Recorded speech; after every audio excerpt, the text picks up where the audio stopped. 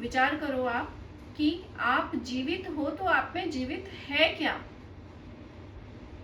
ये शरीर जीवित है? बताइए, ये शरीर जीवित है आप में?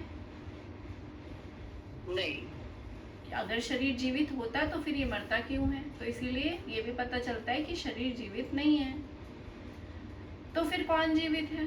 तो आपको ये कि आत्मा जीवित है। तो आत्मा जीवित है तो फिर वो एक टाइम पे मर जानी चाहिए, तो वो मरती क्यों नहीं है? वो तो हमेशा ऐसे ही है। इवन जब वो चाहती है इस शरीर को छोड़ना तो वो इसको छोड़ देती है।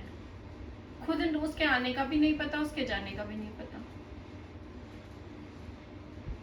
तो ठीक है, अनुमान लगाना चाहते हैं तो आप अनुमान लगा सकते हैं कि ठीक है वो जीवित है, आत्मा जीवित है। लेकिन जीवित तो वो है ना जो मरेगा भी। जीवन और मृत्यु तो एक साथ होता है घटित। तो आत्मा तो इससे परे हो गई फिर, क्योंकि वो जीवित भी है और वो मृत्यु में भी है। मृत्यु में भी वो ऐसी की ऐसी है, जीवित ही है, वो मरी नहीं है। तो इसीलिए वो जीवन और मृत्यु से परे है, वो वाली चीज। तो फिर जीरा कौन है?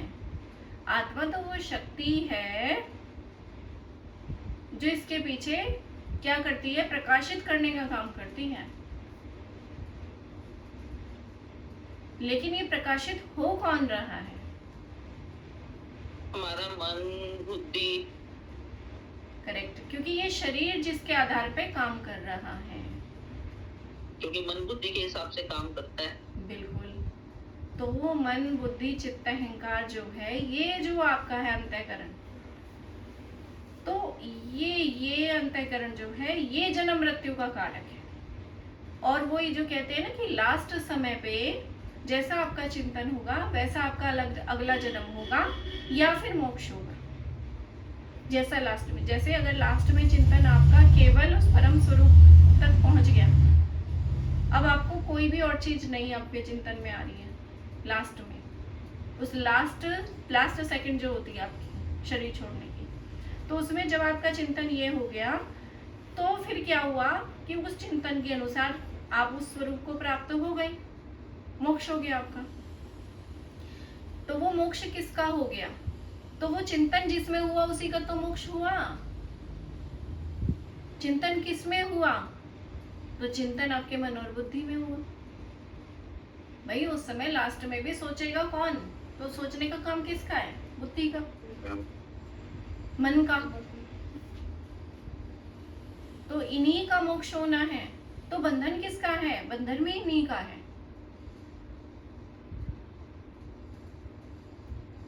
अब अगर कोई लोग ये सोचे कि भाई ये तो शरीर के साथ मर जाते हैं, ये शरीर के साथ नहीं मरते, इसी को कहते हैं सूक्ष्म शरीर।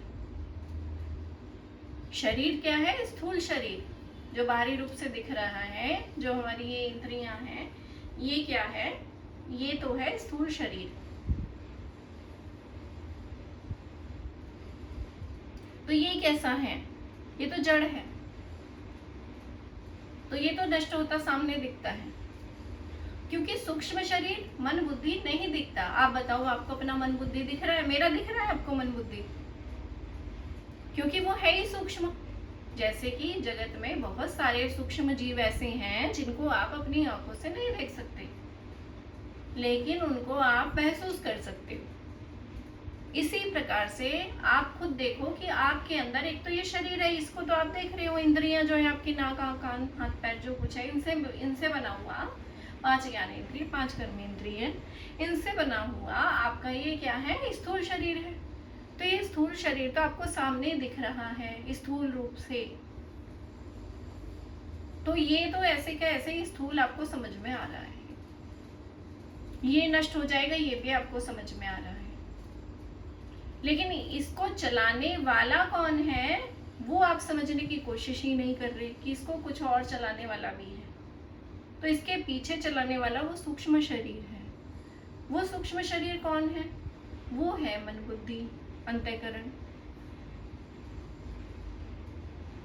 तो ये जो है, फिर ये नहीं सोचते कि आप सोचते हो कि ये शरीर चला गया तो वो भी चला गया, इसके साथ वो भी खत्म हो गया।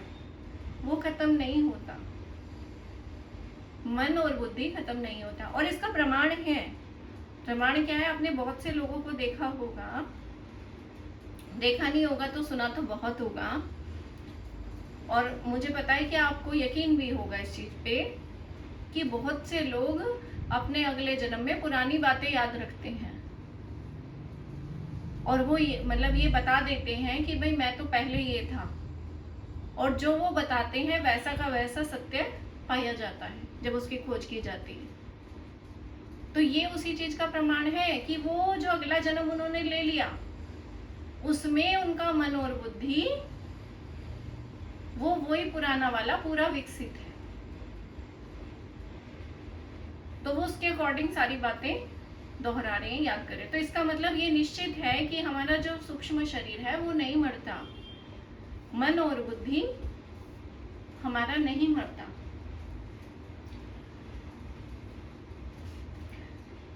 तो वो जो यमराज कहते हैं ना कि यमराज किसको लेके जाते हैं, तो आत्मा तो इन सब चीजों से परे है, वो तो ना सुख भोगती है ना दुख भोगती है, वो तो एक प्रकाशित करने वाली सर्वोच्च सत्ता है।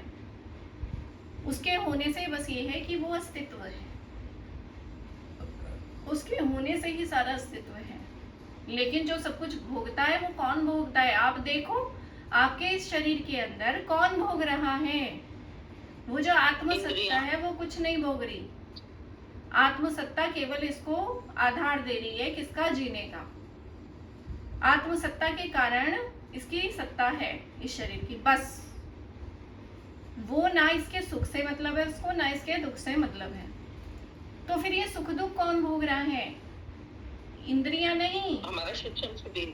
हाँ, इंद्रियां नहीं, इंद्रियां तो ये हैं, इंद्रियां तो ये सब इसके साथ ही खत्म हो गई, इस शरीर के साथ खत्म हो गई। लेकिन जो हमारा सूक्ष्म शरीर है, तो सूक्ष्म शरीर कौन है?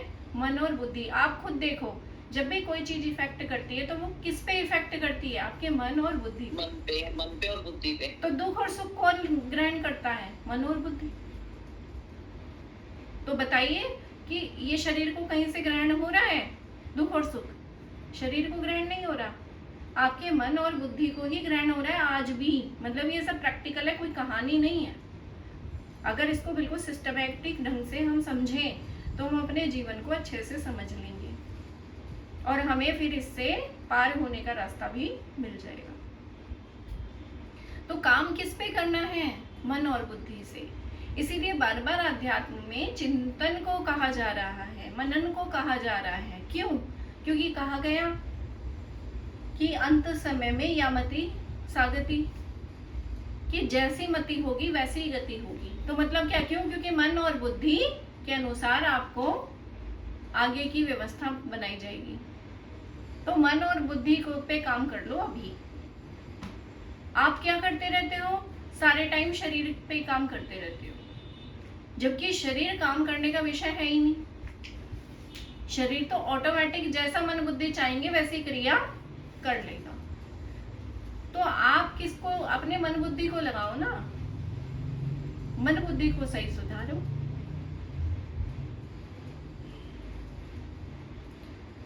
और ये मन बुद्धि जो अंतःकरण चतुष्टय है, इसका और जो परमात्मा से वो जो शक्ति मिल रही है, वो जो ऊर्जा मिल रही है, कहने का मतलब वो ऊर्जा हो गई चेतन। उस चेतन ऊर्जा का इस मन बुद्धि से जो संबंध है, इसी को कहते हैं जीव। क्योंकि जीव यही जीवन है। और जैसे ही आपका ये जीव रूप टूटता है, तो वैसे ही आप किस में पहुंच जाते हो? तो आप अपने स्वरूप में पहुंच जाते हो। अपना स्वरूप कौन है? अपना स्वरूप वही परमात्मा स्वरूप है, वही आत्म स्वरूप है।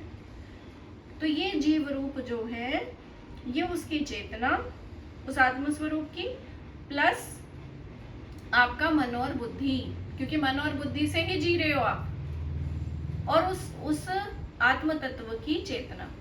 तो ये मिलके आपका जीव रूप बन रहा है, और यही आपके जीवन और जन्म मृत्यु का कारण बनता है। जब तक आप इस जीव रूप में रहोगे ना, तब तक आप इस पचड़े से बाहर नहीं आओगे, जन्म मृत्यु के पचड़े से बाहर नहीं आओगे, और जीते जी बाहर आओगे आप इससे।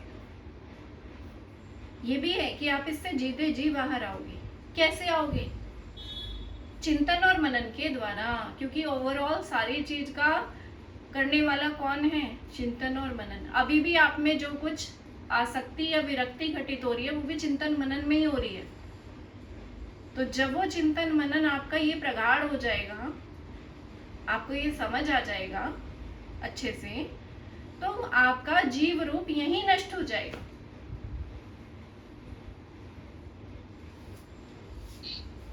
आपके वो मनन चिंतन से हट जाएगा। अब आप कहोगे कि लेकिन हम तो फिर भी जिंदा हैं, क्योंकि यहाँ जिंदा और मरा हुआ कुछ नहीं है। यहाँ जिंदा और मरा हुआ कुछ नहीं है, यही भ्रांति है हमारी। हम अभी भी सत्य हैं और हम बाद में भी सत्य हैं। जो छूटने वाली चीज है वो छूट जाएगी, तो क्या इसमें कोई नई बात थोड़ी ना हो गई। जिस चीज की एक कपड़े की एक अवधि है, कपड़े की एक अवधि है, इस अवधि तक वो कपड़ा चलेगा, उसके बाद वो फट जाएगा। तो इसमें आज भी यही बात है, यही सत्य है, और कल भी यही सत्य है, तो इसमें कोई नई बात क्या हो गई। अब आपने शरीर पे इतना जोर दे रखा है कि आप बड़ा विचित्र समझ रहे हो इस घटना को। ये कोई विचित्र बात हो गई?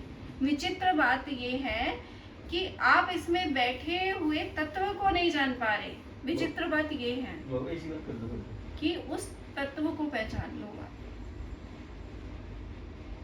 तो उस तत्व पे जाओ, और उस तत्व पे जाते ही आपकी सारी भ्रांतियां नष्ट हो जाती हैं, और इसी को कहते हैं मुक्ति।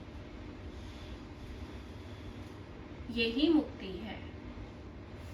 तो किसकी मुक्ति हुई? शरीर की मुक्ति हुई? शरीर पहले से ही मुक्त है। किसकी मुक्ति हुई? आत्मा की मुक्ति हुई। आत्मा पहले मन और बुद्धि की। करेक्ट। तो किसकी मुक्ति हुई? मन और बुद्धि की मुक्ति हुई, क्योंकि बंधन किनको है? इन्हीं को है, मन और बुद्धि का। हाँ, यही अपना वास्तविक स्वरूप भूले हुए हैं। इन्होंने ही भ्रम क्रिएट किया हुआ है, इनको ही भ्रम से बाहर आना है। और जैसे ही उससे बाहर आ जाते हैं, अब बताओ कौन से कर्म का फल आपका? कौन सा कर्म किया आपने?